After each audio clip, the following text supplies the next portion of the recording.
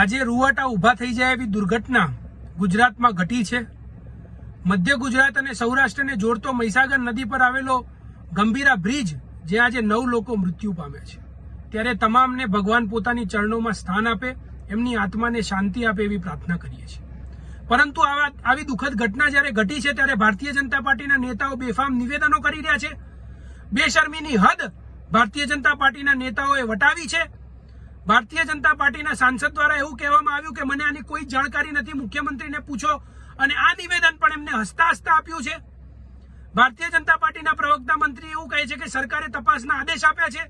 ભારતીય જનતા પાર્ટીના ખોળામાં બેસેલા અધિકારીઓ એવું કહે છે કે 212 કરોડ રૂપિયાથી પણ વધારેના ખર્ચે નવો બ્રિજ બનાવવામાં આવશે, પણ એક પણ લોકો 9 લોકો મૃત્યુ પામ્યા એનું દુઃખ ભારતીય જનતા પાર્ટીના એક પણ નેતાના મોઢા પર દેખાઈ નથી રહ્યું।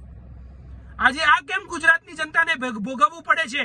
એનું કારણ છે કે આના પહેલા મોરબીની દુર્ઘટના ઘટી, 141 લોકો મૃત્યુ પામ્યા અને 180 થી પણ વધારે લોકો ખૂબ જ ઈજા પહોંચી, તેમ છતાં આજે ગુજરાતની જનતાએ ફરીથી ભારતીય જનતા પાર્ટીને મેન્ડેટ આપીને ગુજરાતની જનતાએ ભારતીય જનતા પાર્ટીની સરકાર બનાવી।